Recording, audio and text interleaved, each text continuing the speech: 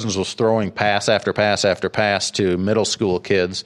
And, offensive linemen were working on footwork drills and just all kinds of things going on in the gym. And so, it's a different thing. Every team has their community outreach, but I kind of liked what the Vikings did this year. Cool. And, Denny Green was such a weird, controversial, divisive figure in Minnesota sports and Minnesota for so long. And one thing you have to give him credit for is he started all this. Yep. His Community Tuesdays, that was his deal. He started that up. The other thing I liked about Denny, and I don't know if we'll see that again in NFL coaching realm, but he kind of had this idea that once you hit Friday afternoon, take some time, do something with the family, go get away from football for, a half a day. We'll come back Saturday. We'll finish up the game plan. So much now is just grind, 24 hours, 7 days a week during the season. And, Denny, I think, at least had some perspective on that. Absolutely. So we're going to finish up here with 2 news nuggets. Do want to thank again Twill in the Edina Galleria right off France. Beautiful little mall. Very easy to walk, very easy to park, get in and out. Lots of good restaurants, Starbucks, Barnes & Noble there. It's a cool place to walk around and window shop. We also recommend going in Twill. Very relaxed, friendly people. They're not going to jump you as soon as you walk in the door. You can go in and browse. Very easy shopping. Also, Tony Hoaglund, Hoaglund, your State Farm agent in Champlin. If you'd like to advertise with us, JSOUHAN47@gmail.com. Again, this is the most popular show on the network. We reach a lot of people, a lot of social media impressions. We would love to work with you, and we can fit your budget. Super Bowl brought in $370 million, according to estimates.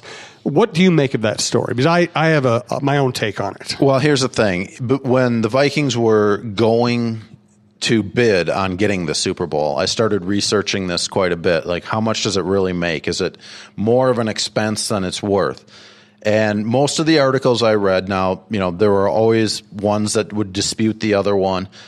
But in general, it was, you're making somewhere between $200 and $300 million by hosting the Super Bowl. So, yes, it brought in $370 million, which I think was $50 million more than the estimates before the Super Bowl happened. But it's hard to know how much does that take into account, the additional labor that was needed to do it. I don't know. I just think ultimately it's a good thing for communities to have the Super Bowl. $370 million, $350 million of that was from people buying down coats. One interesting thing about post-Super Bowl was, I don't know if it was just the network that broadcast it, and was it NBC this year, I think? I think so. But, all of their Super Bowl apparel, their down coats that they had, all of the stuff that they wore, they left at hotels and just donated to people, which I thought was really cool. Absolutely. Here's my thing. I live right downtown. I saw all the stuff. I face US Bank Stadium. I was in the middle of all of it. I participated in some of it. I had to get through traffic. I dealt with all the stuff. I don't doubt that Minnesota made a lot of money. My thing is, for the average citizen, you didn't make any money and you dealt with traffic. And you might have been able to get in some of the events, but you probably couldn't afford to go to the game itself. So for the average Minnesotan, it's very much a mixed blessing. And I think sometimes media members, we get invited to some of these ritzy parties, right? I got invited to one party downtown, and my wife and I decided, oh, what the heck, let's go. Let's get in the spirit. Let's go to this party. And it was in the, big lobby bar of a really kind of fancy hotel.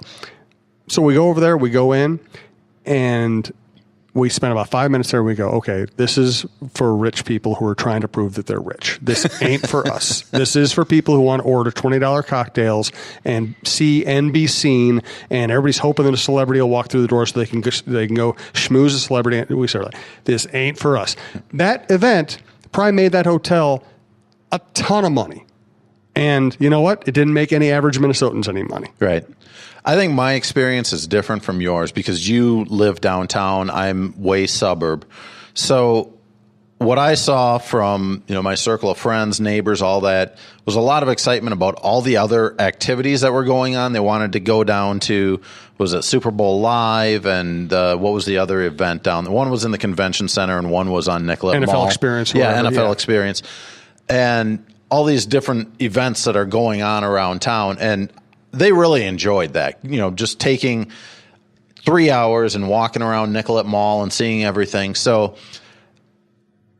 being from the southern suburbs, we didn't have to deal with all the traffic, all the closed roads, and all of that. So I think they looked at it as, a real fun time to see. And my wife is the same way. That's my wife's take on all this stuff. And it wasn't a bad week for me. I just thought that most of the money goes to people who will not share it with us. And there was a lot of traffic, although not as bad as I expected.